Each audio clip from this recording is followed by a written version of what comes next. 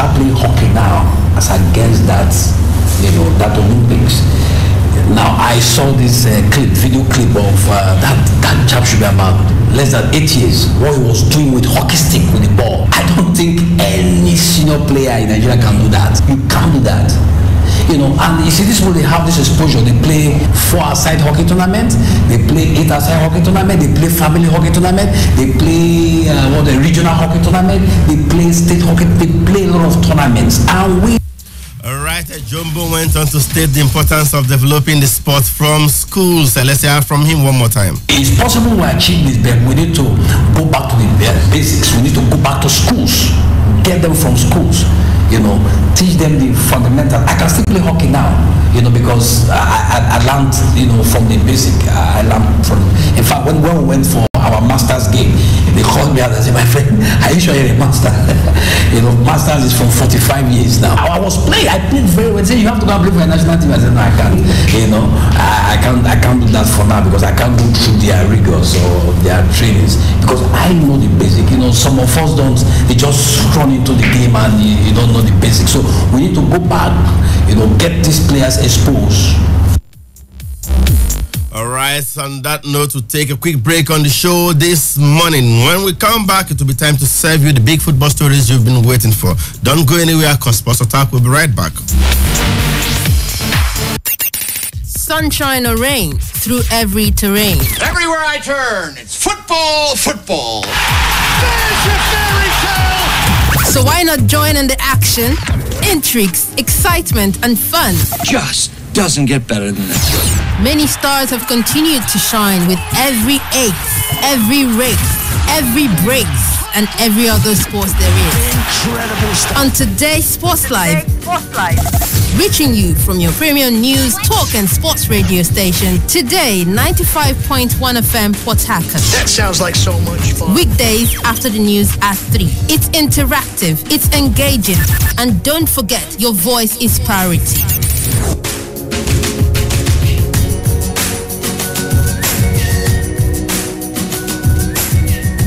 For the latest and trending sports stories, always listen to Sports Attack on Today 95.1 FM Port Harcourt. My name is Ugenyi Onazi Eddie, Assistant Captain of the Super Eagles. I also listen to the show. Don't touch that dial. Thank you. All right, welcome back. It's the Sports Attack on Today 95.1 FM right here in Port Harcourt. It's time to talk football on the show this morning, and we'll begin with the ladies. We are the board of the Nigeria Women Football League has announced a shift in date for the season-ending Nigeria Women's Premier League Super 4. Now, the championship, which will be used to determine the overall winners of the 2016/17 Nigeria Women Premier League season, will now be held from October 9 to 14 in Benin City, Edo State. Now, the championship was initially billed for September 11 to 16, but chairperson of the NWFL, Aisha Falode, said the postponement has become necessary because of the FIFA Under-20 World Cup qualifiers between Nigeria's Falconers and Tanzania, scheduled for September 16 and October 1. And the teams that have qualified for the Super 4 are Bayelsa Queens, Delta Queens, Nasarawa Amazons, and holders Rivers Angels. From women's game, we now shift our attention to the guys where Aqua United yesterday booked a place in the last 16 of this season's ITO Cup with a comfortable 4-0 victory over Yobe Desert Stars in a game decided in Uyo and Obong Friday. Coach Jovi Dazie, Hassan Babangida, and Michael Ibe scored the goals as Abdul Mekaba's men ran riot over the Yobe Desert Stars side. Up next for the Promise Keepers in the ITO Cup is an all-MPFL clash against Shooting Stars. Their sister club, Aqua Stars, also defeated Doma United 4-2 to advance to the round of 16, where they will face Plateau United. It's time to talk the MPFL on the show this morning, and we can let you know that FC Fanyuba have been charged for breaching MPFL framework and rules during their match day 36 encounter against Niger Tornadoes in Lokoja. Now, a statement from the LMC said FC Fanyuba failed to control and ensure proper conduct of their players and officials during the MPFL game versus Niger Tornadoes. Players, officials, and supporters of the club assaulted match officials on MPFL match day 36 in Lokoja even as they also conducted themselves in a manner capable of bringing the MPFL to disrepute. Now, furthermore, some FC Fire players and officials on the bench encroached onto the field of play. FC Fire will pay a fine of 1 million naira for encroachment during the MPFL game against Niger Tornadoes. FC Fire will also pay a fine of 750,000 naira for failure to control their players and officials during the MPFL game in Lokoja.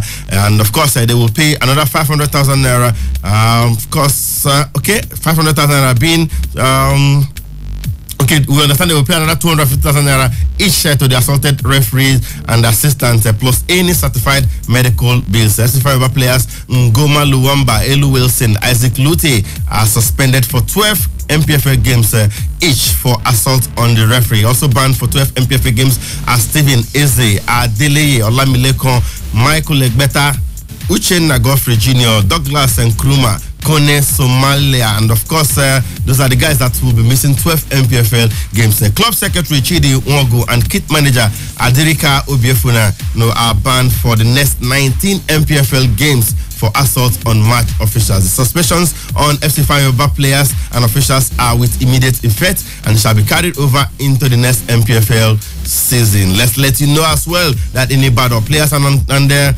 players of Nigeria Professional Football League side, the Shooting Stars, have embarked on an indefinite strike to press home for their payment, for the payment of their salaries ahead of their final clash at Niger Tornadoes this weekend. Now, the players who have been owed salaries, allowances, and match bonuses by the management have stayed away from their training ground at the Lekon Salami Stadium in Ibadan. The team is scheduled to depart Ibadan today for Lokoja to face Niger Tornadoes in Saturday's Nigeria Professional Football League match, the 38th clash at the Confluence Stadium. And of course, the Oluyole Warriors are 16th on the MPFL log.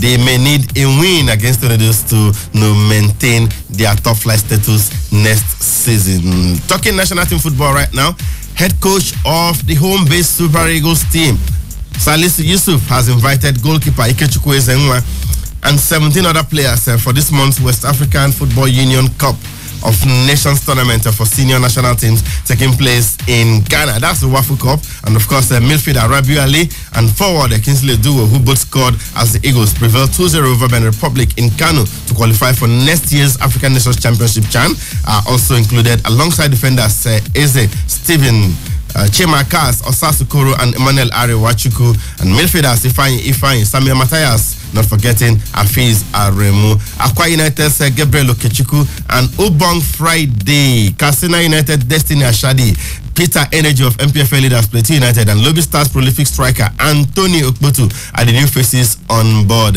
Nigeria will play Sierra Leone in the first round of the tournament with a win guaranteeing them a place in the group phase competition. The competition takes place from 9th to 24th September. Now let's take a look at the full list of players invited for the Wafu Cup tournament. And of course, in goal we have Ikechukwu Ezenwa of FC Fayoba, Dele Ajiboye of Plateau United. In the defense, we have Stephen Eze of FC Fayoba, Emmanuel Adewachuku of Akwa United, Chimakas, Enyimba International, Osasukoro, Rangers International, Adeleye Olamilekon, FC Fayoba, Daniel James of Plateau United. Looking at the midfielders, we have Afiz Aremu of Akwa United, Ifeanyi of Akwa United, Rabiu Ali of Kano Pillars, Samia Matthias of El Kanemi Warriors, Destiny Ashadi of Katsina United, and in the attack we have Gabriel Okechukwu of Akwa United, Kingsley Duo of Lobby Stars, Peter Energy of Plateau United, Obong Friday of Akwa United, and of course the Panther himself,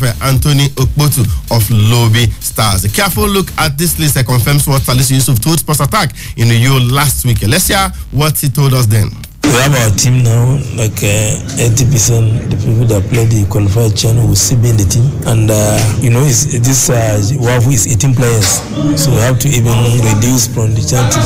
But we have some places that want to give players like 4 or 3 opportunities to see, because we believe in their ability to see where they can play at this level. You understand? So it's going to be like the same team, but a little bit of quality of. We know, but we don't be specific. We don't want to call names now, because we believe all the players are very important in their clubs, but the country comes first, and when the time comes, you will receive the name of the players. The time has come, and Salisu Yusuf had also informed us that Stephen Ode and Alassane Ibrahim Wazam who had since left the Nigerian Football League will be adequately replaced. Let's hear from Salisu one more time. Yeah, you see, like all day we changing with Tony Oputu is a goal scorer, and the Alassane we changing with the Destiny, the young player from Kasina is doing very well in the midfield. So you can see it's a good thing for them to go out. It's a good thing for their career, for the country, because when they got polished there, they become more important to the main team. So it's not a problem. Any player will be happy, any player to travel, because we know we have them here. We just check our record, call one in the picking order our place. So it's not a big deal. All right, not a big deal to lose the OD and of course the Alassane Ibrahim, because they have been replaced, and of course they're going abroad. They will come back better to help the national team. The NFF, yes, Nigeria Football Federation, has denied there is any rift between Super Eagles players and the NFF president Amaju Pinnick. A video had emerged on Monday showing Chelsea FC's winger Victor Moses, Leicester City's Ahmed Musa, and goalkeeper trainer Aloyago ignoring Mr. Pinnick, who was part of the party that welcomed the Super Eagles to Cameroon for a 2018 World Cup qualifying encounter. But in a statement yesterday, the NFF said the video was misconstrued and that the players, including Moses and Musa, see Pinnick as a big brother and did not deliberately snub him. The federation explained that Mr. Pinnick had traveled on the same plane with the Super Eagles for the Cameroon encounter, and the players did not expect he would still be waiting by the aircraft to shake hands with them. And of course, let's talk about the coach of the Super Eagles right now. And following the impressive 1-0 draw against Cameroon in Yaoundé on Monday, Super Eagles technical advisor Gernot Rohr believes Nigeria have one foot in the Russia 2018 World Cup. The stalemate in Yaoundé followed a 4-0 win at home on last Friday, and the German manager, of course, says he's happy with the team's progress. A goal from Moses Simon handed the Super Eagles the lead, but Vincent Abubakar stepped up to beat Ikechukwu Ezenwa from the spot after the goalkeeper's error 15 minutes from time. In the same vein, chairman of the technical committee of the Nigeria Football Federation, Barrister Christopher Green, has expressed delight with the result of the game in Yaoundé. Barrister Green says the points, however, warned that they must continue to remain focused. Let's hear from Chris Green. 1 point is a very good result. It has moved us closer to Russia. We do not have any regrets about it, and so we want to thank God. But again, we have to keep our feet on the pedal. We have to be very focused, and at the same time, the boys must keep the fire in them. They have done very well. Nigerians too have done very well. They've been behind us. They've been very supportive, and Almighty Jehovah God is the secret of this success. Barrister Chris Green, technical committee chairman of the Nigeria Football Federation. Interestingly, the impressive results recorded by the Super Eagles in the doubleheader against Cameroon seems to have drawn more fans to the team. Sports Attack took to the streets of Port Harcourt and met with this female fan who said the win against Cameroon attracted her to the Eagles. Let's take a listen to her. Well, before I wasn't interested in football as a whole, talking of the Eagles, Nigeria's football team. But due to the current performance, it made me develop interest in Nigeria's football team. So I'm excited about the next game. So I'm looking forward to it. Thank you. All right, we also caught up with other female fans who said they could not wait to see the Eagles play again. And their game Zambia is next month, and it's a great deal actually. So I'm actually anxious. I'm actually eager to see what they will do, to see how they will perform, and see where they will take us next. Well, with Mikel B and Moses, I think of course they should give them like 6 goals, 0. So I think yes, they would do very well.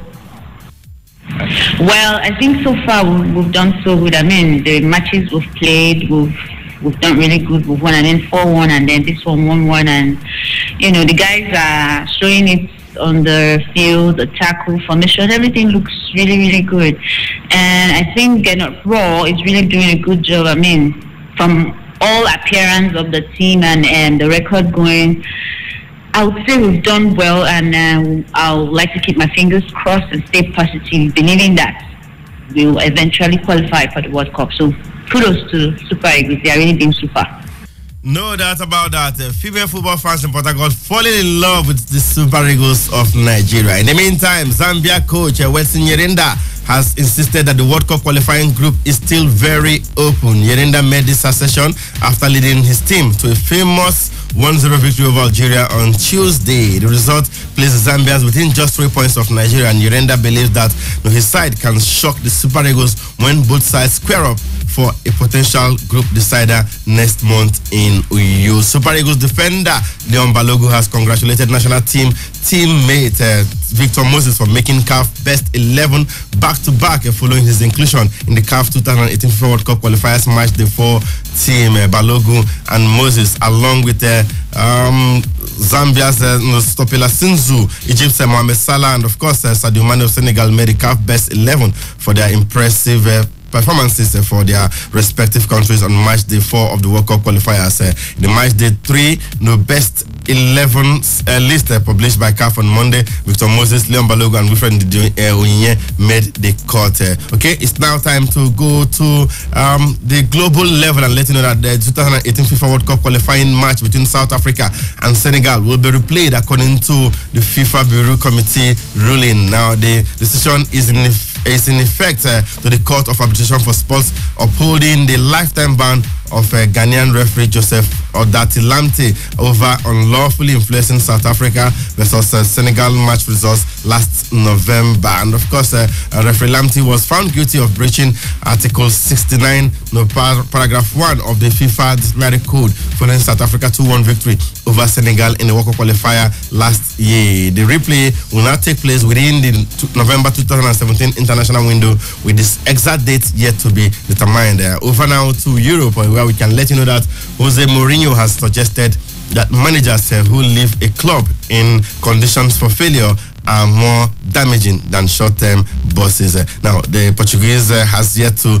last 4 full seasons at a single side, taking in spells with Benfica, União de Lira, Porto, Chelsea, of course, he coached them twice, Inter Milan, Real Madrid, and current club Manchester United. Responding to criticisms that he does not prioritize fielding young players, as he is simply focused on the short term, Mourinho insists that he intends to leave teams in a better state than when he arrived there. In an apparent dig at Arsenal counterpart Arsene Wenger, who he has previously labelled a specialist in failure, the United boss argued that he had brought success to all the clubs he managed. And Chelsea striker Diego Costa is contemplating a return to the club as he is keen to finally resolve his uncertain future, according to a report. The 28-year-old has been on self-imposed exile in his native Brazil all summer after being told by boss Antonio Conte via text that he is no longer wanted at Stamford Bridge. Costa declared in an interview last month that his Chelsea career is over, as he had no intention of returning to the Premier League champions and would instead hold out for a return to Atletico Madrid. But a transfer to his former side did not materialize during the transfer window, meaning that the Spain international remains contracted to the Blues until at least January, when the window reopens. And the World Football's governing body, FIFA, has refused to accept Leicester City's documentation for the signing of Sporting Lisbon midfielder Adrien Silva. Now, the Foxes were granted an extension to last week's 7 p.m. cut-off point on deadline day in order to push through a transfer for the £22 million rated Portugal international. But Sporting and Leicester were confident that the move would successfully go through, but the necessary paperwork supporting the deal has been rejected. City are now working closely with the Premier League club in the hope of correcting the registration forms, though for the time being Silva's future remains in limbo. And let's tell you about Arsene Wenger. Yes, Arsene Wenger has admitted that his refusal to sell Alexis Sanchez to Premier League rivals Manchester City is a £70 million sacrifice for Arsenal. The Chile international was reportedly desperate to bring an end to his 3-year stay in North London this summer, following serious interest from City boss Pep Guardiola. Arsenal are understood to have accepted a bid in excess of £60 million from the citizens on deadline day, only to pull the plug when missing out on top attacking replacement Thomas Lemar, who instead decided to stay at AS Monaco. Wenger concedes that Arsenal have taken a calculated risk by keeping hold of Sanchez, as he is almost certain to leave the Emirates Stadium in 10 months' time as a free agent. And Kylian Mbappe has targeted a clean sweep of trophies in his first season at Paris Saint-Germain after being officially unveiled by the Ligue 1 club. And of course, the France international arrived at the Parc des Princes from reigning champions AS Monaco at the end of last month on an initial loan deal which can be made permanent next summer. Mbappe, who caught the eye of Europe's heavyweight clubs last season by netting 26 times in all competitions, is determined to now take the next step in his career after returning home to the French capital. You know, it's a great pleasure for me to join Paris Saint-Germain, one of the best clubs in the world. A club that is extremely ambitious, which wants to be the best, which has put everything behind its project, which is more than solid. And that's what's attracted me. It's also important not to leave France after only 6 months playing at a high level. All right, that was Kylian Mbappe speaking via the aid of an interpreter. And let's wrap things up with the story from La Liga, where President of La Liga, Javier Tebas, has accused big spending duo Paris Saint-Germain and Manchester City of financial doping in recent years. The City have splashed out over £1 billion on players since being purchased by the Abu Dhabi United Group nearly a decade ago, including £250 million during the most recent window. PSG, also under the ownership of wealthy Middle East backers, have themselves taken transfer spending to a new level this summer as they paid £198 million for Brazilian forward Neymar and agreed to hand over £166 million to sign Kylian Mbappe permanently next year. 2 days on from calling on UEFA to investigate Man City spending, Tebas has once again taken aim at the citizens and also accused PSG of financial wrongdoing. And that's why we'll be calling it a day on Sports Attack this morning. The show was put together by Zazie Bariza. Of course, Mecca Dennis, my name. The sports will be back after this update at 3 p.m. for today's Sports Live. Do join us for that one. Until then, do have yourselves a wonderful day out there and keep it locked on this dial. Today, 95.1 FM, the voice of the people. Murakosi. Thank you. Radio has never been this good. Today, 95.1 FM, Port Harcourt. This is Today 95.1 FM, Port Harcourt, voice of the people.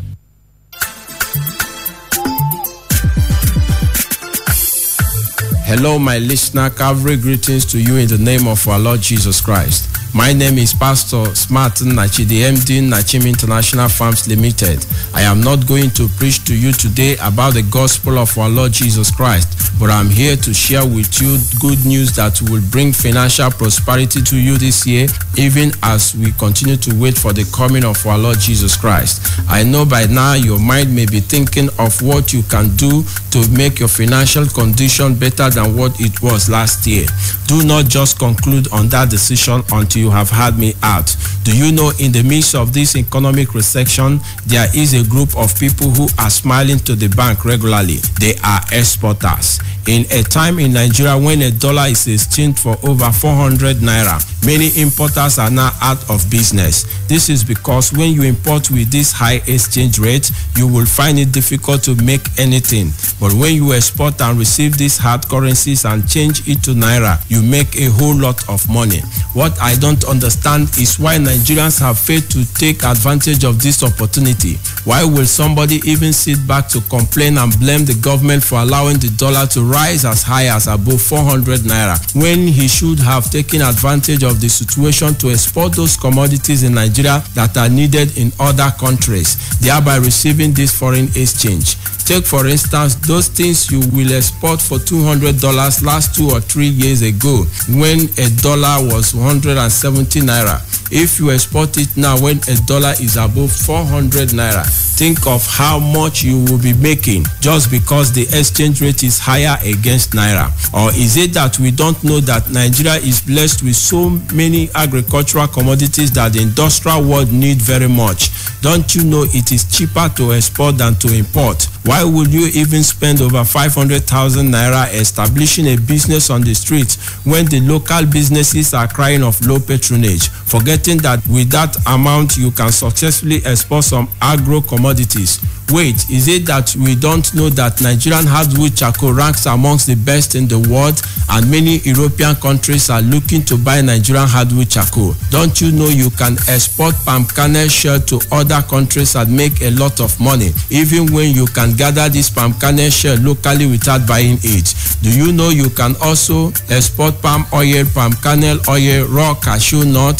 cassava, ginger, garlic, granite, pineapple, watermelon, cucumber, bitter cola, and many others, and make a lot of money from it going by the current exchange rate? I know you do not know, because if you know, you will not be idling away looking for office job. If you know, you will not look for somebody you will give bribe of 200,000 naira to help you secure that job, when that amount can make you a licensed exporter in Nigeria. It is said that anything that has disadvantage will also have advantage. As the disadvantage of this economic recession is downturn of the economy, let us not fail to utilize the advantages. Life has really taught me that the only difference between the rich and the poor is the amount of information at their disposal. The rich has this information, that is why they get richer by the day. The poor lack this information, hence they struggle with the right investment in the midst of abundant export opportunities.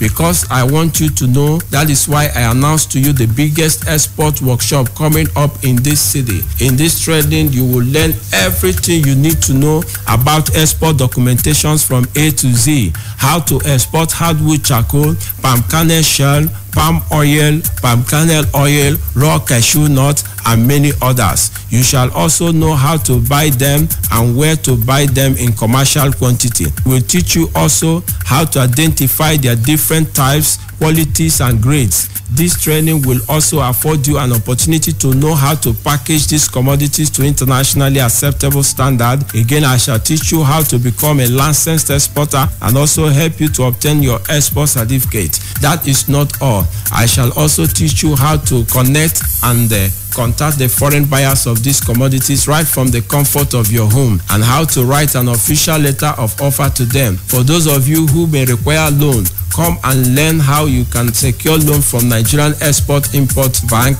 NESIM, Nigerian Economic Reconstruction Fund, NEFON, and from other financial institutions. The program is coming up this Saturday by 2 p.m. at Obio Hotels behind First Artillery Bus Stop beside Carlos Miller Communications, Port Harcourt. The training fee is 5,000 naira for the first 50 people that will send their names.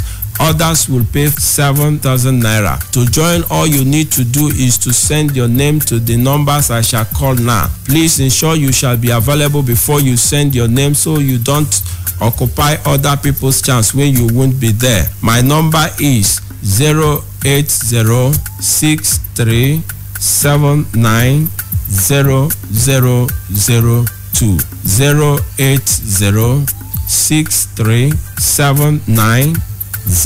08063790002 or 09096948675. Everybody who desire a better life this year is invited.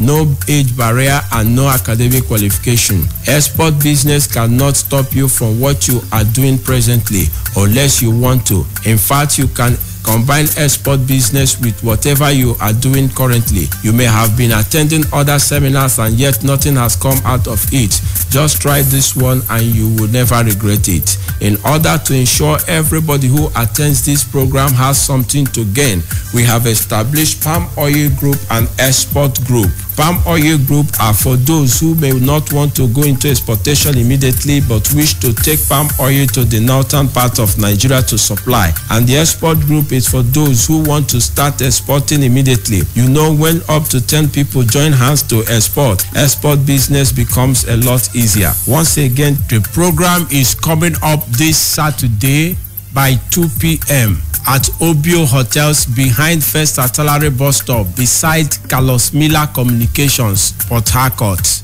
And the numbers to send your name for booking are 08063790002.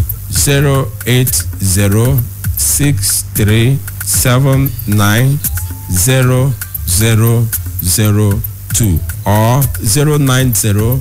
96948675. Don't forget the training fee for all these packages, including my export book, is only 5,000 naira for the first 50 people. Don't doubt export business, because as you doubt, many are making millions of dollars exporting agricultural commodities. Sacrifice that money and your time, and you will be happy you did. See you there, and God bless you real good.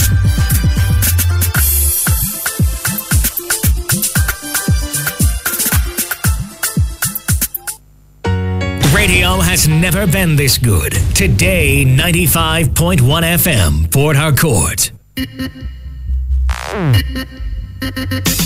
They're saying that the explanation given by the military was not enough to say that he saved up to buy those houses or to buy. Man, let me just quickly get your thoughts here so that we throw that into the opinion program. I think I have a picture of what Fayose looked like on that day and what he was saying from that caption. It's not just giving him a certificate. We must see the consequential order must be obeyed first, as to even those who have not attended law class. Now you want that place in that place. This is where it comes. So why don't we start that first? You have that angle open now. Nothing is holding you from doing that now. You look at it and make sure and understand that restructuring is what Nigeria needs. Today's Quest from 6 a.m. to 11 a.m. Catch Annie on this frequency, Monday to Friday. That is absolutely their position. Respect the law. Now the question will be which law? Today's Quest, a sure way to start your day. Because he hasn't really done anything here. Yeah, because both parties are contending.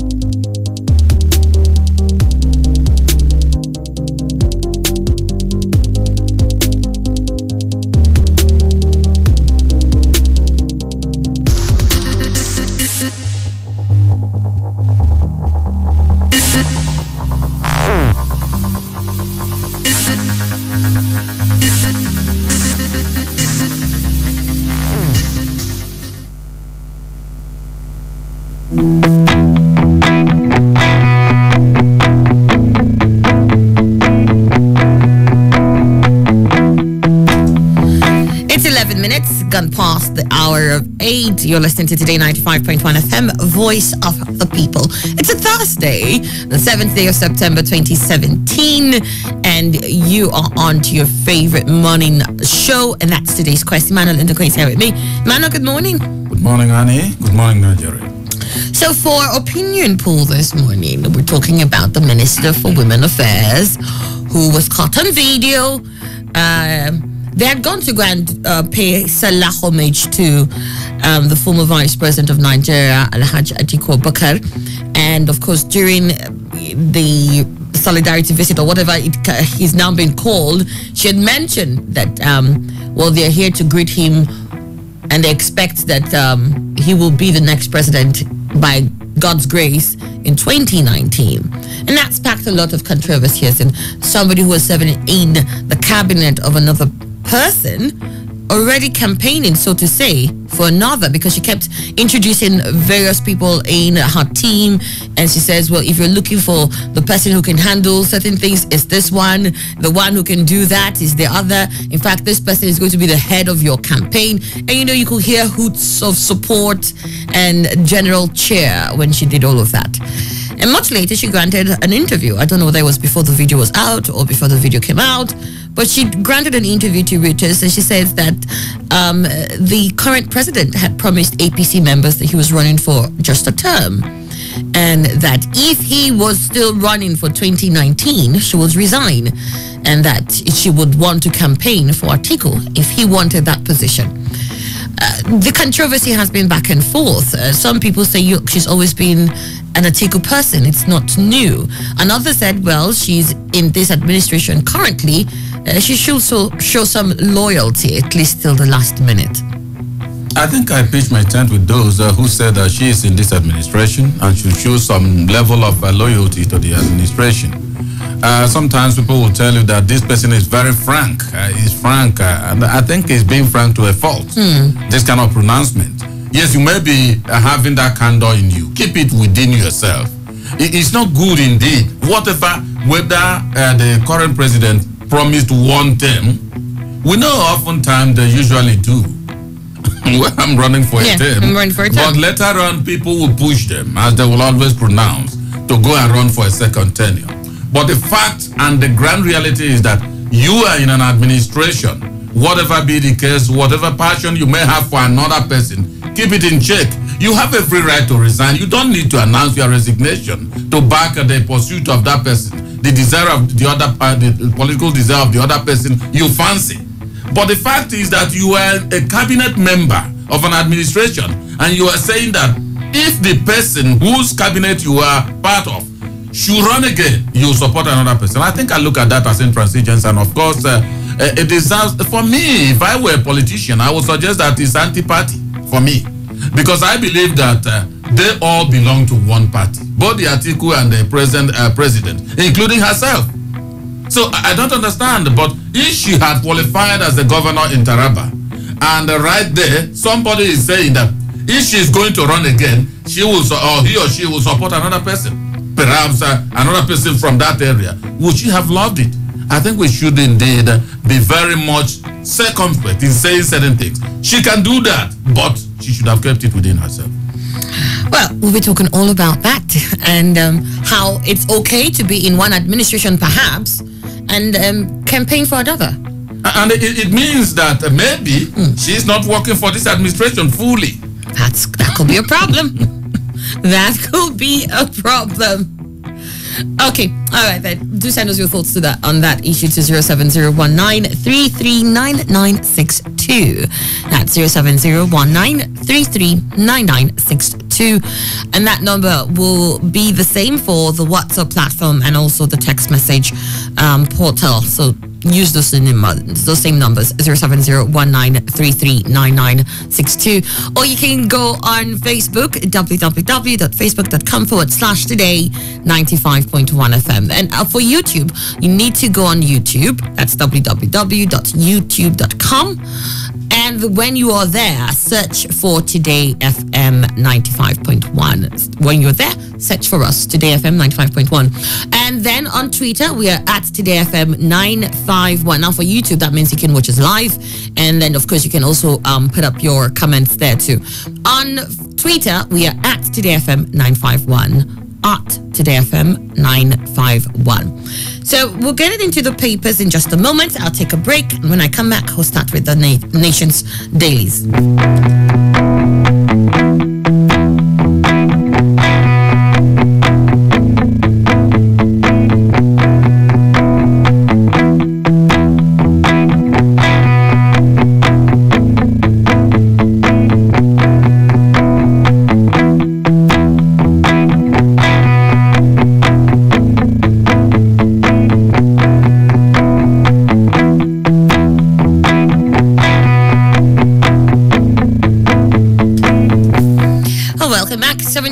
After the hour of 8, papers, the dailies this morning. Varsity, poly, non-academic workers begin strike Monday. Varsity, poly, non-academic workers begin strike Monday. My goodness, isn't it an era of strikes for this government? How much can they hold on to? How much can they stare? How much can they really take? It seems as if they've been punched from all corners. Now you have non-academic workers in the varsities and the polytechnics saying they'll begin their strike on Monday. For Malam Adamu, these are really going to be troubling times, and I wonder if he can put a lead on what's going on. Varsity, poly, non-academic workers begin strike Monday. Emmanuel, I was just talking about how this particular administration is, I don't know if it's a gale. You know how you have a hurricane, a tsunami that comes and then destroys things on its path? It seems it's hurricane strike for this administration at the moment. You have the National Resident Doctors Association, or National Association of Resident Doctors, who have recently embarked on a strike. We're battling with ASU strike. And then you have now varsity and poly non-academic workers about to start a strike on Monday. Well, the other day, which day was that? Was it Wednesday or so? We were talking about perhaps if it continues in that way, maybe the whole nation will go on strike. And it's looking towards that way. I think something that has punctured it a bit is this exit from recession as announced, because we've not started feeling that. But then I think it is really, what surprises me is that why is it that it's easy to get into agreements than fulfilling the agreement in terms of it? So it looks as if we are gradually getting to where all sectors of the economy will go on strike, and that is not good for the country. Well, I mean, I can't explain why people go into agreements, but I think maybe sometimes when it seems there's no other option and you just need to call off a certain strike or call off a certain move, you enter into certain agreements that perhaps you're not too sure you can keep. I'm not explaining this away for anybody. I mean, if you entered into it, you entered into it. Opaka Dokubo joins us, is the Secretary, NUJ Zone F. It's good to see you. It's been a while. What did I say now that is funny? Good to see you. Same here. Good to see you. Welcome on board. Good to interact with diverse people once again. All right then. So let me get your thoughts on this here. Varsity and poly non-academic workers beginning strike on Monday. Is it a tsunami of strikes sweeping across the nation? I hear what's it called? The other arm of NLC. Yes, yes, the latest one. They're striking. They want to strike. Yes. The ones that have The petroleum. electricity, workers, the Nupeng, really? all of those ones are. And you know what? There's been a whisper of strike in that area now. The fuel just goes right up. Everything will just crumble. I don't know. I think it's a tsunami. I was right. It's a tsunami of strikes. Seriously, the country. If all of these things begin to happen, we'll just ground our country. And in all of that was why I did ask a question then when the National Association of Resident Doctors went on theirs, and then people were asking that there should be some sense of patriotism, knowing that already this nation was grappling with a strike, a major strike as that of ASU, that you allow at least some time for negotiations with ASU to either go on for a bit and let the government know which way they go with that before you embark on yours. Now, if we're having this different sectors all saying, look, we're budging, we can't afford to continue in this charade, would we say that there isn't a sense of patriotism from these Nigerians? Because yes, they might be in associations, but first and foremost, they are Nigerians. Annie, you see, patriotism, it's difficult to be patriotic on empty stomach. But they're not really empty stomach. It's just that it's not adequate. The stomachs are not really empty. It's just that it's not enough. Paid, what do you call that? People are asking for salary. Is that what kind of that's empty stomach? So it's terrible that we will come to this particular point where every sector. I mean, you begin to wonder. Then, does it mean? Is it that the Nigerians are not appreciative of what the government is doing, or that the government actually is not doing enough? What it ought to. So it's for me it's a very terrible period, and I just think that somebody once put up a post, and my response was that, I hope we are mindful of the president's health. This is somebody who just came back and he's recuperating, and all of these things are happening at the same time. It's like they just waited. To put pressure on his health all over again. Let him just step back into the country, and then we all strike. I don't know. I to recommend for him to just go and relax. Let Osibanjo take care of these things. Well, it seems Osibanjo has been taking care. Varsity, poly, non-academic workers begin strike on Monday, despite the meeting on Thursday between the federal government and the Academic Staff Union of Universities to seek an end to the indefinite strike in universities. Other unions in the public higher institutions have announced the commencement of their strike by Monday, September the 11th. The unions, the Senior Staff Association of Nigerian Universities, Non-Academic Staff Union of Universities, and the National Association of Academic Technologists made this decision known on Wednesday in Abuja at the press conference addressed by the Joint Action Committee. Wow. They said they want to go on this strike because of failure of government to implement the Memorandum of Understanding it signed with them after a 5-day warning strike in January 2017. That's what we're saying. You see, I know it's a possibility that you sign an agreement and you find out that the ground reality cannot allow you to fulfill, but call back for a review and implement to a certain degree. Varsity Poly non-academic workers begin strike on Monday. There you have it. It's in the news, in the Punch newspaper. Like Nnamdi Kanu, like Buhari, who has this here, Abimbola Adelakun, writing for the Punch newspaper. Like Nnamdi Kanu, like Buhari. We'll find out the comparisons there. It's in the Punch newspaper. I can't seem to think of any at the moment. But then, I have one. What, in my head. What's that? It may be wrong. So is it important? Yeah. What could I think for me, it may be pointing pointing to both Nigerians. I can think of They one. are Nigerians, yes. And then they may be pointing, the right and may be pointing to divisiveness in terms of Buhari's appointments and in terms of Nnamdi Kanu's comments and all that, all geared toward dividing Nigeria. All right then. But the one I can think of is that these are court figures. There you have it. You see, just one question, and we're having similes popping up. The beauty of the whole I think they're Nigerians. You think they're divisive people, and you think they're cult leaders. All right. Fayose falls exit from recession claim. Fayose falls exit from recession claim. Ekiti State Governor Ayodele Fayose has faulted a claim by the National Bureau of Statistics that the country has climbed out of economic recession. The governor said the reality on ground showed that Nigerians were suffering and dying with foods and drugs out of their reach, adding that no statistics could make meaning to people who cannot afford to eat once daily. There you have that. He says that the claim by National Bureau of Statistics has climbed out of recession is faulty. Nigerians are dying and hungry. I was expecting him to reel out his own statistics to tell us that it's not merely that people are hungry and all. These are two different issues. They are two different issues. I have said it. It's a matter of playing with figures that will show that yes, you are getting into depression, you are getting out of depression into recession, and from recession you are out. It's not that immediately it happens, you see the effect all around.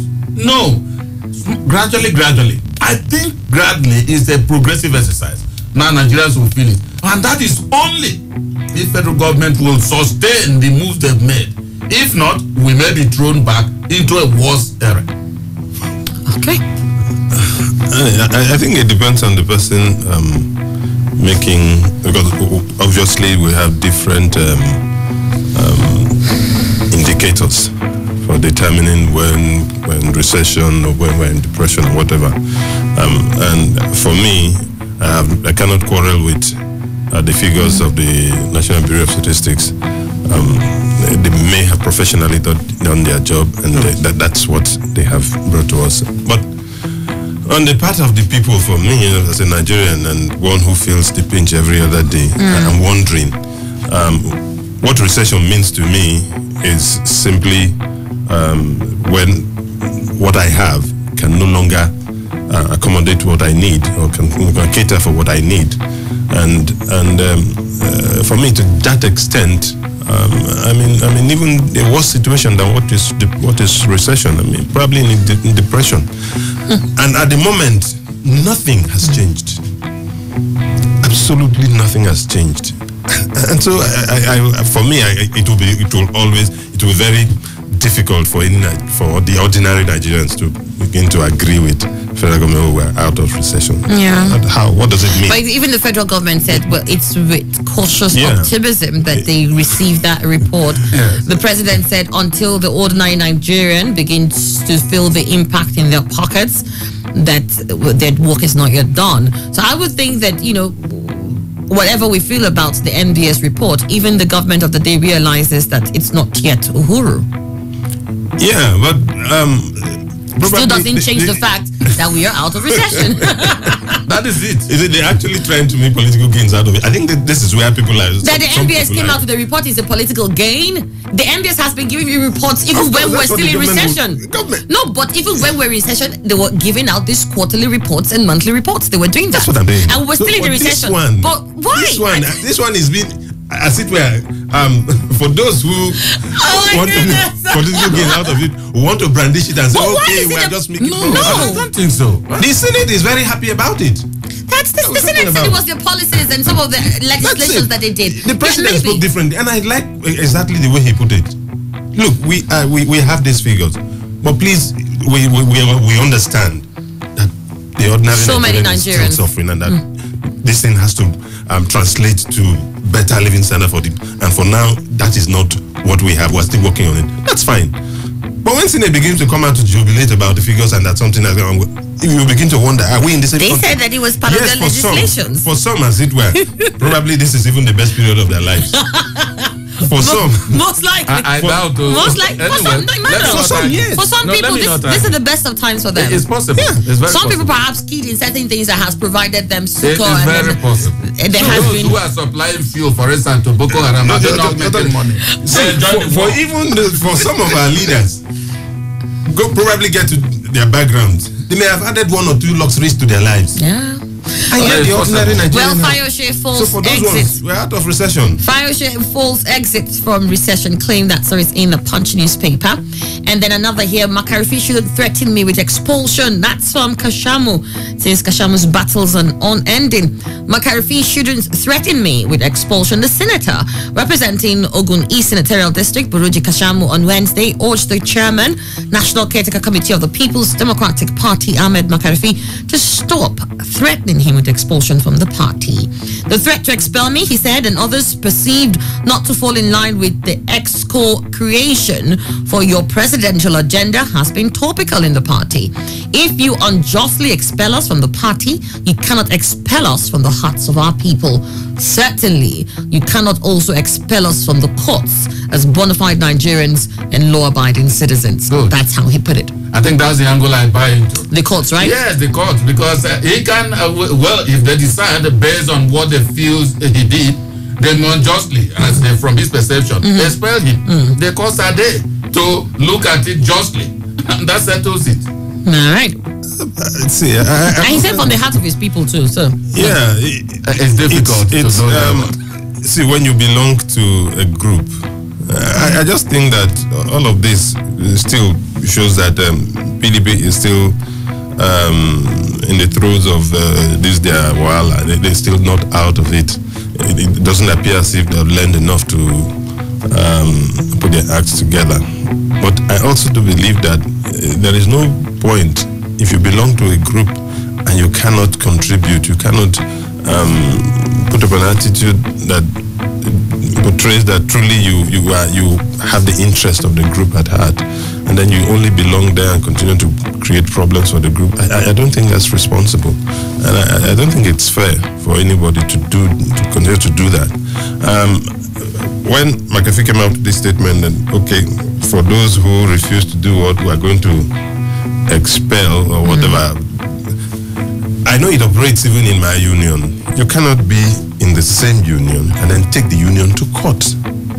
There are processes. You must exhaust every internal mechanisms of resolving these issues. And we cannot claim that you belong to a place and then everything will just be smooth every other day or go your way every other time. There are times issues will arise. It's a matter of give and take. But looking at the general, the overall interest of that organization, it's not about you. For me, if you belong to a family, if you belong to an organization, first and foremost, the interest of that group before yours. Now, if at any point in time there's a clash, I expect that the individual interest will have to take the back seat and let the overriding group interest prevail. But if you as an individual now insist that your interest at that material time must prevail, then there's a clash. At the end of the day, what happens? How do you resolve it? All right. So for me, even as a union, you don't stay there. If you must take us to court and without exhausting these internal mechanisms, then you will stay out and let us do it in court.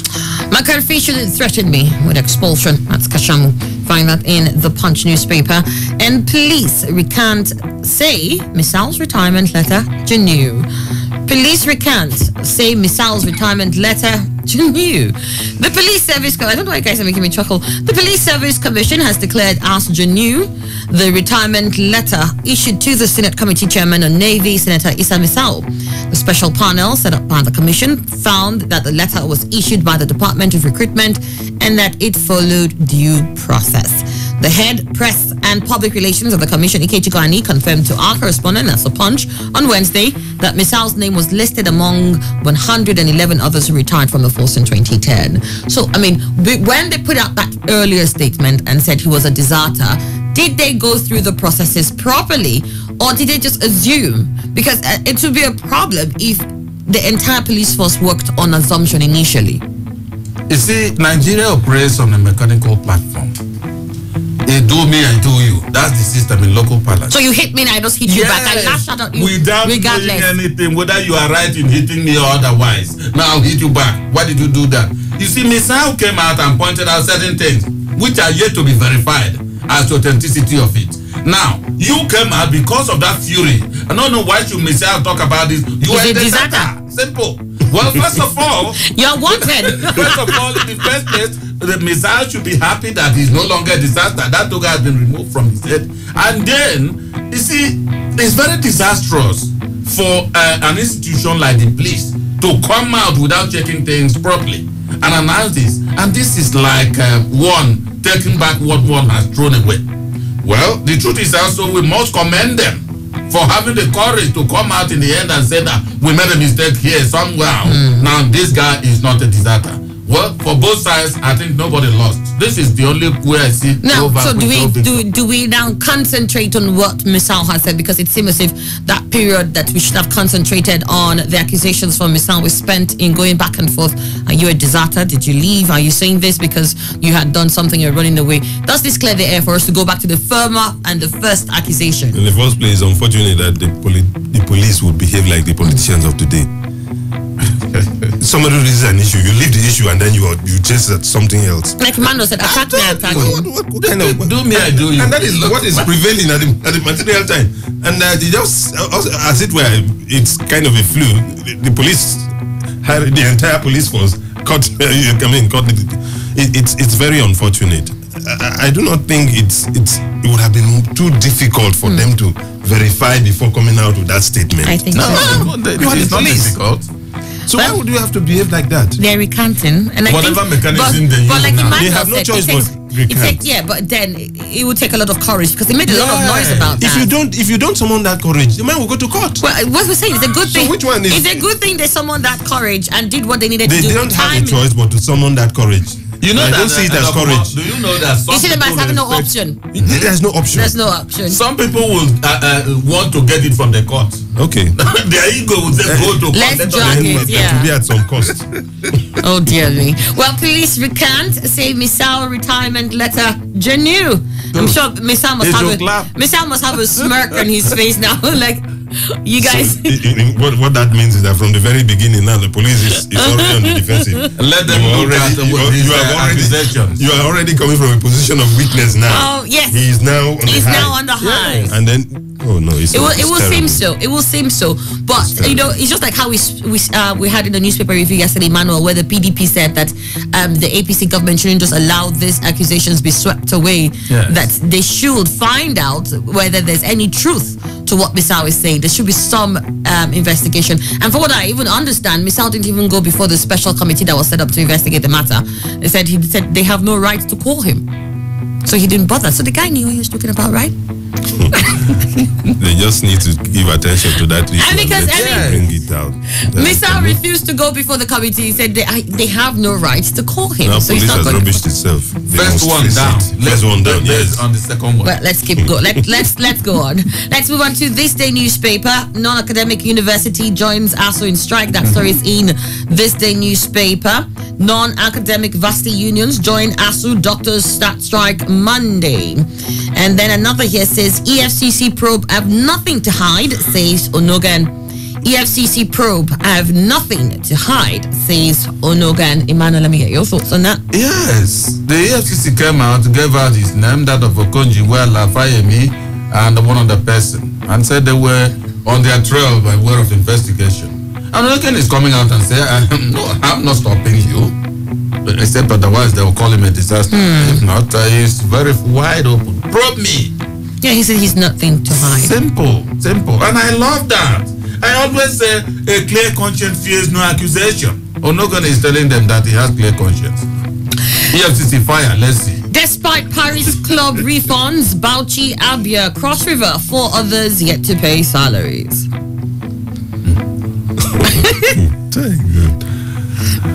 Well, is there an explanation for this?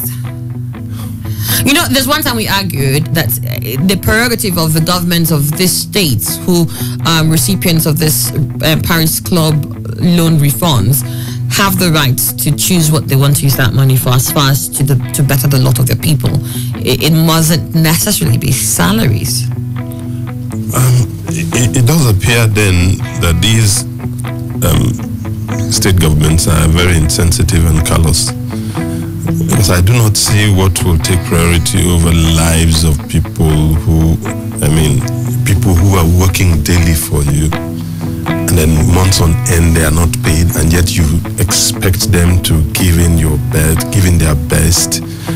You expect them to continue to be at their duty posts every other day and be of service, and you'll be happy walking in front of them, driving in your cars, and then and this is your responsibility.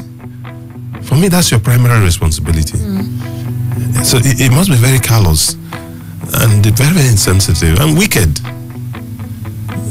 There's no explanation for this. Yes, you build roads. What happens?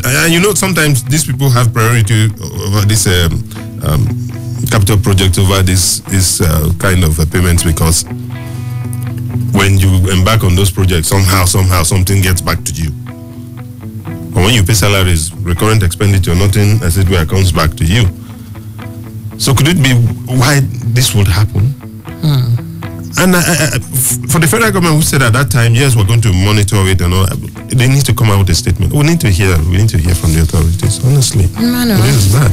Well, I think it's very critical to pay salaries, because a man that is hungry cannot do any job. Yet, you're not paying them, you expect them to come to job to do their work very effectively. However, I have never agreed with federal government from day one that they have that right to tell them, you deploy this money we are giving you into payment of salaries. Because the chief executives otherwise should now become a puppet of federal government. They know exactly where they have to deploy that. Because should there not have been any refund from anywhere at all, salaries ought to be paid. That is one thing. So it mustn't be because the refund has come, you now say pay salary. Every governor should strive to make sure that he pays salaries of his workers. So whatever they use the money for should be their own discretion. But whether their discretion or whatever, salaries are critical. They need to be paid. All right, then, do you have that story? It's in This Day newspaper, and it says, despite Paris Club refunds, Bauchi, Abia, Cross River, 4 others yet to clear salary arrears of workers. I'm even surprised to hear Cross River. Yeah, it says despite the release of the second tranche of the Paris Club refunds to the 36 states in the country, 7 of them comprising Borno, Cross River, Anambra, Abia, Enugu, Ebonyi, Gombe, and Bauchi have still not cleared the backlog of unpaid workers' wages in their states. A survey conducted by the News Agency of Nigeria showed that many state governments across the Federation had utilized the second tranche of the Paris Club refunds they received to clear the arrears of their serving and retired workers' entitlements. However, in most states where the arrears of salaries, pensions, and gratuities have been paid, some civil servants, retirees, especially those in the council areas, are still being owed. So there you have that. My worry is on Anambra, which I heard. Well, maybe some retirees they haven't cleared off. As for clear, I'm not sure. If you talk about clearance, I'm sure there are so many states that are still. That is why they have about 8 it wouldn't be clear. Despite Paris Club refunds, Bauchi, Abia, Cross River, 4 others yet to clear salary arrears of workers. That's in This Day newspaper. And another story here says Yoruba leaders give condition for One Nigeria, propose 6 regional structure. Yoruba leaders give condition for One Nigeria, propose 6 regional structure. Well, you have that. It's in This Day newspaper. We have been having this kind of rhetoric going on for a while now. And then another says, even if Buhari runs in 2019, I will support Atiku, says Aisha Al-Hassan. This is our opinion poll much later, so we'll just skip that story. Even if Buhari runs in 2019, I will support Atiku, says Aisha Al-Hassan. And then Lai Mohammed exiting recession did not happen by accident, but federal government's hard work. Lai Mohammed exiting recession did not happen by accident, but federal government's hard work. But there is some truth there. It didn't happen by accident. It's not even some. It's very, for Emmanuel Ndukwe, it's completely true. But it is. It wasn't an accident. Yes, inertia doesn't produce any good work. So no result will come from inertia. Absolutely. So federal government must have been working. The economic team must have been doing something. And that is why we are where we are. But then the fate cannot be magical. It can't go around immediately. All right. Here, part of what has actually happened, or probably the only part of the few sectors that have actually made this possible is banking, oil. And what do you do in oil? Are we responsible for the rise in oil, price of oil? No. Let me answer. Okay, go ahead. You remember when the Avengers and other militaries were striking? At least it went far to reduce the production of oil, and that of course reduced the amount we were receiving. And that of course was at that time federal government was showing this military approach. And when they later remembered that no, it has never worked, use high-handedness has never worked, they now applied diplomacy, and these boys stopped, for instance, even if maybe skeletally, but they stopped, and we have the number we should produce, and then they rise in it. Is it not from federal government? No, it's not just production. We're talking about the price, the oil price. No, you cannot sell as much as you can't make gains if your production is so low. That is very established fact. See, if you produce 100 million barrels, yes, and the price is $3, I agree. And you produce $200 million, and the price is $1. Good. Now, what would you say? No, what will you say, Dr. If, for instance, you produce as you mentioned, and then you can't even produce that level with even $1. You can't produce because there are tax here and there. I have no problem with the issue of whether there is. But the point is that is not strictly in our hands. It's not strictly in our. It wasn't strictly in our hands. So we cannot take. Claim to price. Rise in oil prices, and then that is one of the major contributing factors to how much our economy has improved. The truth is that the rise in oil globally has not been too significant compared to what it used to be. So where I would think that the greatest attribute will be on the amount of barrels that we're able to produce now. That has helped commensurate with what forex or what income the federal government can make from exporting that. But aside that, I think that there has also been deliberate moves by the government of the day to see that they have increased. Just yesterday we were talking about the external reserves, how it has hit 39 billion US dollars since 2015. It hasn't been that high. So obviously there must be something they're doing. Now, whether that has impacted on us ordinary Nigerians is a total kettle of fish entirely. Okay. But that I agree with Lai Mohammed here that is no doubt. 100%. It's not by accident. They didn't just sit down and wake up and then the next thing the indices said, oh, we're doing better. Obviously, nothing has happened in a vacuum. They must have done something. Now, whether that is hard work is a different thing. They worked. I don't know if it's hard.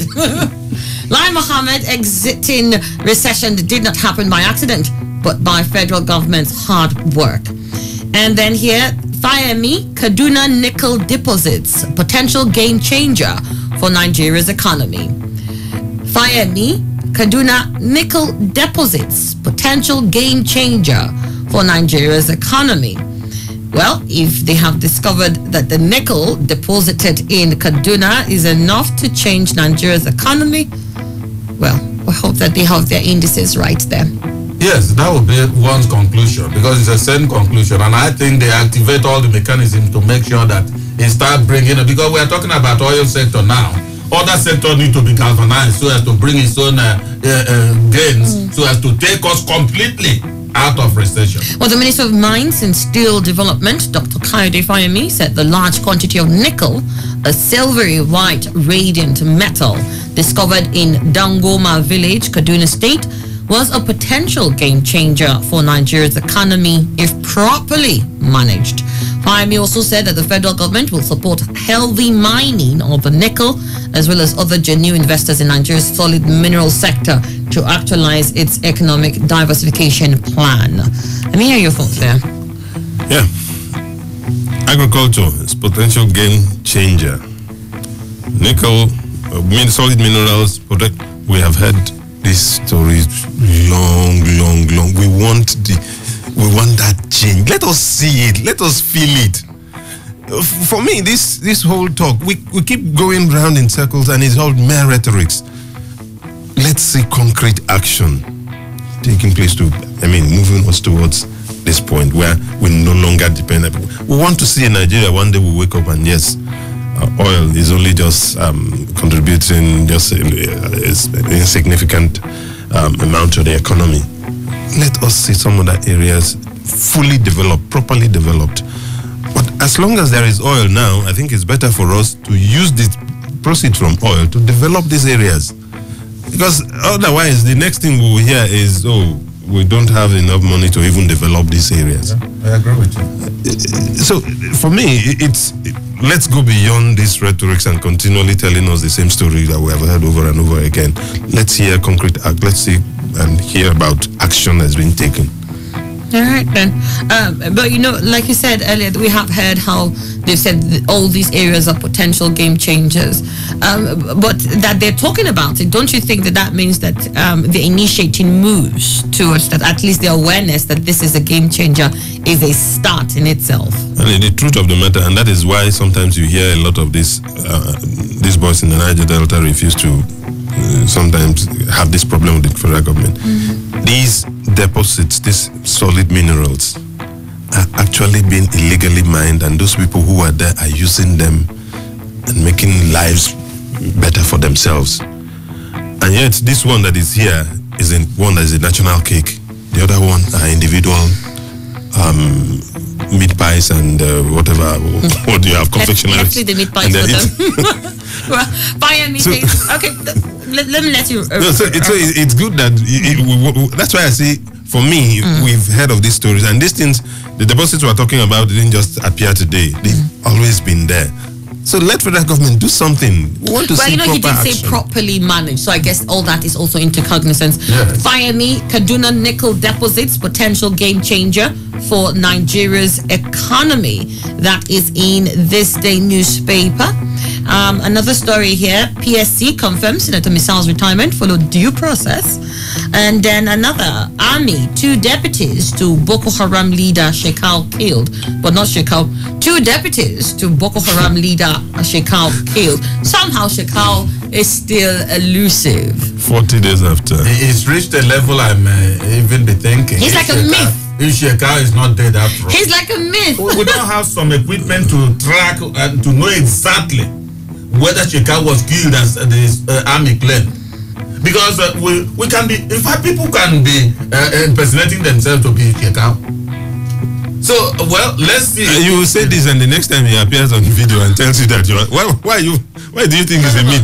For me, the man is just there, and they are convinced he's there. That's why they're looking for him. Otherwise, convinced completely. So a period of 40 days how many times have they said they killed him? Either 2 times or so. And then you come back, and then each time he comes back and gives with you with a video and he talks about current issues. It's all right. Let's see. There's no way he would have been able to predict those issues and then make those videos and keep them. It's all right. Anyways, we'll leave Shekau. Somehow his deputies can die, but not himself. Not himself. 2 deputies to Boko Haram leader Shekau killed, according to the army. Moving on. Kogi NLC gives governor 7 days ultimatum over outstanding salaries. How come that's in the news there? The earlier caption we read concerning those that are clearance. We didn't see Kogi State. Well, NLC, Kogi State says 7 days ultimatum. You've got to pay up. Well, Kogi State, I don't know. You said, a tsunami of strikes. So it's really going around. They will go. Nigeria will go on strike someday if it continues. Horiwa wants federal government to end military harassment in Southeast. That's in this day newspaper. Horiwa wants federal government to end military harassment in Southeast. Emmanuel, let me hear your thoughts there. Well, it's always that kind of situation is expected in areas that any national government thinks that is not favorable to them. That's one thing. Whether they are right or wrong is a different kettle of fish. I think it's because of the IPOB activities that federal government is surely focusing is maybe might and security searchlight on the Southeast. And I believe they are not there to wipe out the Southeast. Rather, they are there to checkmate their inimical activities as they perceive. However, it will also be nice to say that they should do it with caution. It's not harassing the hapless populace. I don't think it's the best way. But as for operatives being there, I think they will always be there so long as these lukewarm activities of the IPOB trying to excite federal government by way of their proclamations, they will always keep their eyes more than where they see sedate. That is just my own position on that. What do you think? Yes, it's normal. It's normal for, a situation where IPOB has grown so strong that you can even threaten to disrupt elections. I'm not sure any government will sit back and pretend that nothing is happening and allow you to go on a free ride. That said, there are also ways of dealing with civil population, and I think the military should not go out of the rules of engagement. When you're dealing with unarmed people, I think you need to deal with differently than when you are approaching an enemy. We're talking about a situation where all of us are still Nigerians, at least as we speak today. So you're not dealing with enemy with an enemy country or people that are outside of your own fold. So we must look for, better ways of dealing with this situation so that we don't appear like people who are harming our own people. All right, and then we hear in this day newspaper, police begin clampdown of armed guards in Lagos, arrest 5. Police begin clampdown of armed guards in Lagos, arrest 5. You have that there in this day newspaper. Benue, Taraba begin peaceful demarcation of contentious boundaries. Benue, Taraba begin peaceful demarcations of contentious boundaries. We've always heard about the Jukun and Tiv people having, that's been like, since I was a kid, I've always heard about them. It's always been there. Well, it would be good to see that they've sorted all of that out now. But that's in this day newspaper. Let's move on to the Vanguard and see if a few stories there. We can run through them. In the Vanguard, we have here, Abia police arraign 10 keke operators over clash with soldiers. Abia police arraign 10 keke operators over clash with soldiers. That's in the Vanguard newspaper. And then another here says, of course, the Women Affairs Minister, I'll resign if Buhari seeks re-election. And then Buhari's administration is working. Results are showing. That's from Lai Mohammed. Buhari's administration is working. Results are showing. Lai Mohammed. And then food prices drop significantly in Nigeria. Food prices drop significantly in Nigeria. You remember someone that called yesterday, Manuel, where he said that, sometimes the food prices is not because there hasn't been some significant change, but because of the trade, the greed of some Nigerian traders. He was talking about how a particular product was far cheaper than how it's been sold in Port Harcourt, versus how he bought it in Aba, and that some people refuse to change their price. It's already 150. Why come down to 19 naira? We'll keep selling 150. Yes. So I'm saying that we might not also see that significant change in some food stuff and some prices in certain things, not because the prices are still that high, but because of some of us are still very selfish. That is the truth. However, who will make them drop accordingly? Government still. So let government set up a mechanism that they can drive and make sure that all these greedy traders, assuming there are those that are weird at toga, should drop them accordingly. Because you see, in time past, when we had this issue, what would they call them? Market something, that they were pegging prices of foodstuff and all that, and you must follow accordingly. All these organs have disappeared. So why would somebody not exercise his greed to any level he wants because there's no chastisement? So if government should do the needful, then people will act accordingly. But as that headline says, significantly, I disagree. And the truth of the matter is that cost is a function of demand and supply. I mean, price of goods and services is just a function of the interplay of demand and supply. Where there is supply, of course, the price will fall.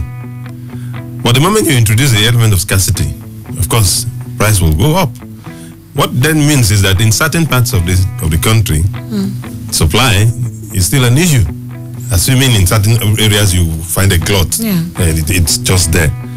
But now moving them from that point to the point where it's needed, I guess that's where the issue is. And who is to do this? If the government is to take care of the entire Nigeria, then like Ima is saying, you've worked out a mechanism where you will be able to move these goods that are surplus in certain areas to others. Even if possible, government can buy these ones and then resell them. So that even the farmers who are producing it's this just like will also be encouraged. Government must find a way to crash that market. Yeah, because if they leave it to everybody else, who doesn't want maximum profit? The greed will keep on growing according to individual needs. Well, it says the harvest of food crops in the southwest has made appreciable positive impact on the prices of foodstuff. A survey by the News Agency of Nigeria has revealed some farmers and stakeholders who spoke with NAN correspondents across some states in the zone on Wednesday attributed the positive development to the sustained focus on agricultural development by the federal government. They expressed optimism that the effort at revamping the country's ailing economy would materialize if the renewed focus on agriculture persisted. They also cited government's efforts of strengthening the naira by encouraging locally produced goods. These actions, they concluded, had boosted food production, resulting to good harvests, and that has led to a drop in the price of foodstuff.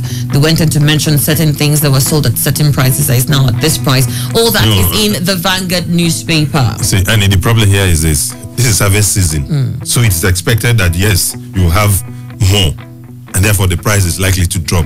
See, in other climes, better organized climes, what happens is that at this time, all around the year, you find stable price. That means at this time, you don't, it doesn't got to be seasonal thing. The preservative system. You need to preserve and then let them be available. So that when it's not available, the price it's just there. It doesn't go up like that. I agree with the first thing you said when you said at this time we need to see a government that buys a lot of these things and then resell to the people, because that is how you can sustain that the prices do not escalate as when it's left to independent traders who are all remember what as greedy as the next person. Farmers said the government should not import grains, which means the yield. This is the harvest season, like he said. It's everywhere. What happens in times of scarcity? Have you preserved them? All right, then. Breaking federal government NAD meeting ends in deadlock. You have that story in the Vanguard newspaper. Nation's industrial space heading into turmoil. That's coming from as ULC sets to join nationwide strike. That's the branch of the NLC we were talking about earlier on. And then United Labour. If you're quick to seek external solution, PDP will not take it kindly. That's what McCarthy is warning. Well, party faithful who feel disgruntled. If you're quick to seek external solutions, PDP will not take it kindly, McCarthy wants. So, like you said, exhaust all internal mechanism before you jump out to seek external. Not in the first. No, he's right. He's setting it that way. But how slow can you be slow? Good, that is what I'm saying. What if I'm trying and the internal mechanism you keep on deliberately slowing me down? I'll go for the external. You will show. Time will have to show. I'm going to read the news. Thank you very much. Day, every hour, when the big stories break, depend on our 24-hour news team to bring you the latest. Today, 95.1 FM. Today, 95.1 FM, Port Harcourt. News update.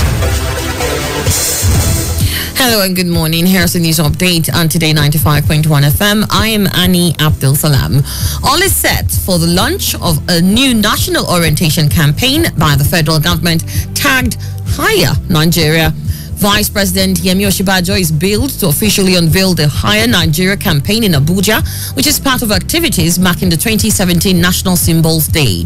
The campaign is being put together by the National Orientation Agency in partnership with the Nigeria Television Authority and other stakeholders.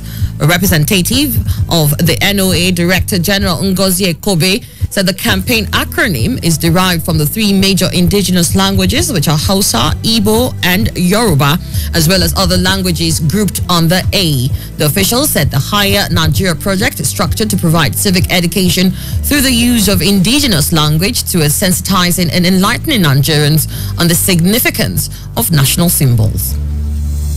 Mixed reactions continue to trail the report by the National Bureau of Statistics indicating that the Nigerian economy has emerged from recession. Port Harcourt-based procurement expert Biobele Arimie is questioning the yardstick used by the NBS in drawing its conclusion. Speaking in an interview with our correspondent, Arimie said the positive outlook of the Statistics Bureau was imaginary, adding that the federal government was playing a mind game with Nigerians. The Minister of Women Affairs, Aisha Al-Hassan, says President Muhammadu Buhari has promised not to seek re-election in 2019. Al-Hassan gave this indication in an interview with Reuters International News Agency, explaining that President Buhari made the promise to members of the All Progressives Congress. Al-Hassan, however, said she would resign if President Buhari seeks re-election and will support former Vice President Atiku Abubakar if he decides to run. In the meantime, soldiers have destroyed suspected illegally refined petroleum products intercepted around Elechi and Abonema Wharf axis of Port Harcourt. Troops of 29 Battalion Tactical Headquarters at Bile also engaged in a shootout with suspected oil thieves Ferro Bakama bunkering site. The fleeing oil thieves abandoned several items, including 8 pumping machines and other bunkering tools, as well as 14 pump action cartridges and 4 empty AK-47 magazines. These developments were confirmed in a statement by the spokesman of the 6th Division of the Nigerian Army in Port Harcourt.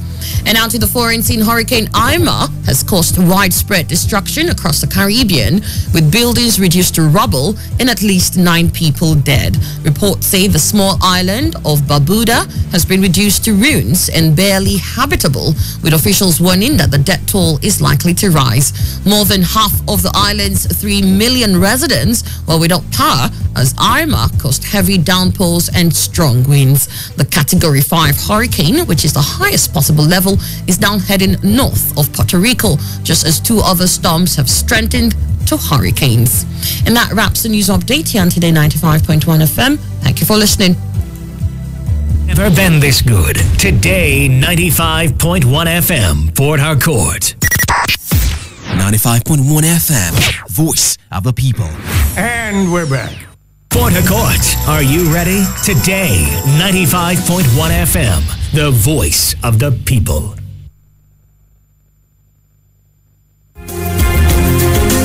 Hello, listeners at home. Today, we have a very important person with us on air. But before we introduce him, we want you to leave whatever you are doing right now and carefully pay close attention to what we are about to say. Because we believe this opportunity is rare, life-changing, and one of a kind. Today is the day you'll be exposed to a lifetime profitable internet business, a unique profit business. I know many people will be wondering who is on air with us. He is a simple, caring, and multi-millionaire, the CEO of Whitech Consulting. He is here today to reveal to you his secret by doing genuine internet business and how you too can do this business safe and secure. Welcome on air, sir.